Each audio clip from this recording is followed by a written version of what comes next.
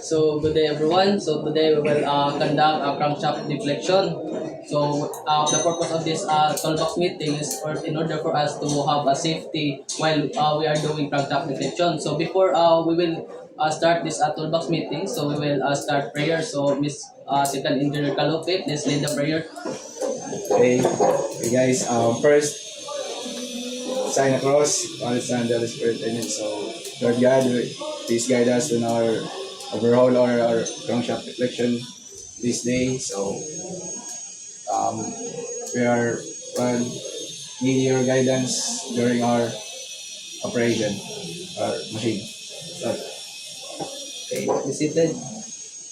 So, as we all know that safety is the most priority during onboard ship, diba? It has our puhunan in order to long last in this industry. So, in order to have long last, so we must put in our mind that we must put safety first.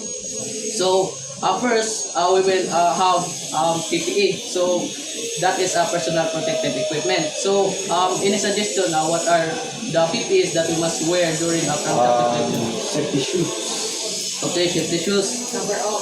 Cover all. helmet, helmet, necessary, okay, helmet, air maps, Gloves. gloves, okay, rugs, rugs, okay, good. So before we will conduct a crankshaft deflection, so we must inform the bridge first that we will conduct crankshaft deflection at 1500 to 1800 hours. So Mr. Calope or Chief Engineer, I will assign you to ask the Chief Engineer at what time? 1500 hours to 700 hours. I 1800. will inform the bridge. Okay. So and we will ensure that there were lucky and tagout. So Miss Gabi, so you are assigned to doing a lucky and tagout. So what are you to do in lucky and tag? During locking and tagging, sir, I will make to ensure that the tag is can be seen to the other personnel can be notified that this machinery or equipment is not being used or because especially the bridge because if they need the what if they don't need or they be operating some of the equipment on the bridge and then there is no engine available to that is the purpose of the tagout. Okay, thank you, Miss Gabi. So now that we are done with the PPE, inform the bridge and lock and tag out. So now we will familiarize the differences of sizes when doing crankshaft deflection. So by looking at the manufacturer's manual. So what are we must see in the manufacturer's manual? The measurement of the alignment of the crankshaft. Measurement alignment.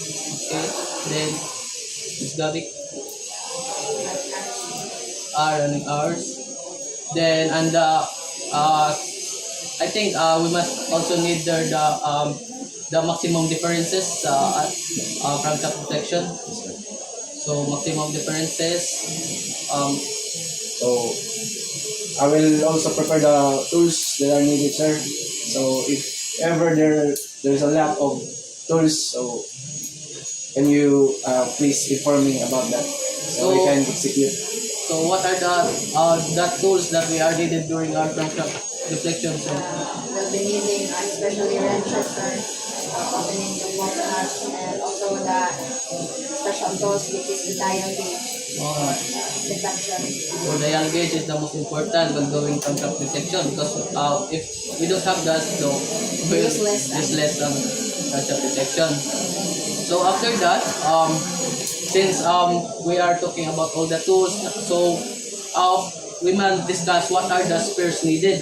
So Miss Gabi, so after you doing a locking tag out, please take the spares that is needed. So what are those mga spares that were possible needed during crankshaft deflection? So as mentioned, if ever that we have this misalignment, sir, we'll be needing the bearings, changing bearings, and I think that will be all.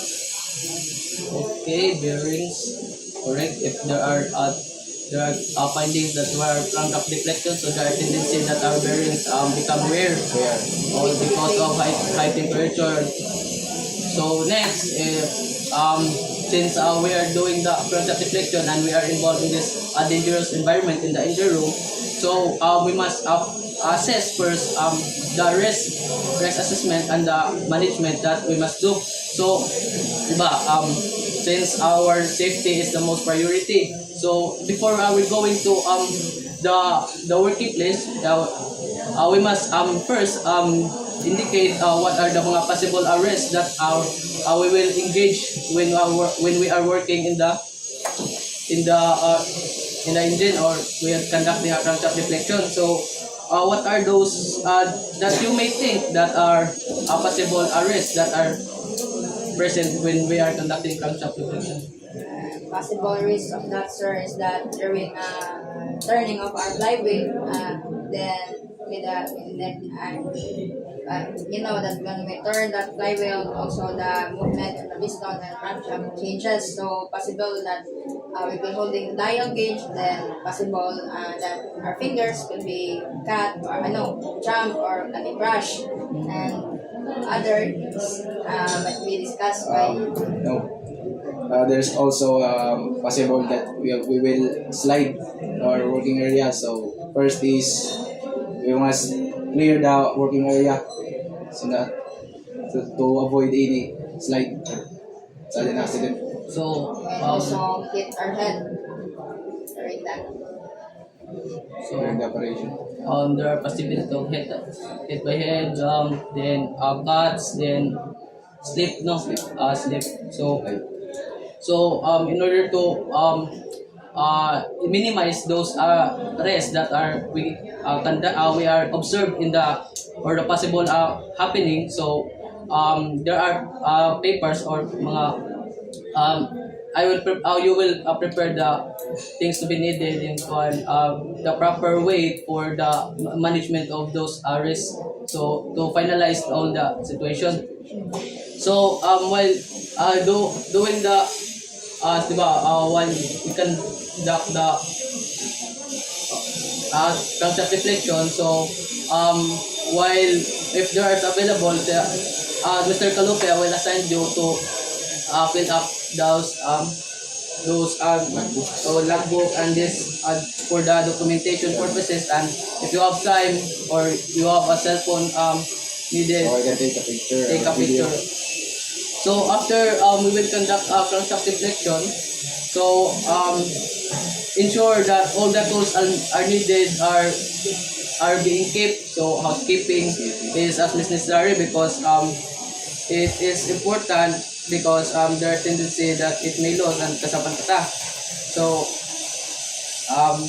housekeeping, then check mga all the tools, put it properly, and sa housekeeping is a different.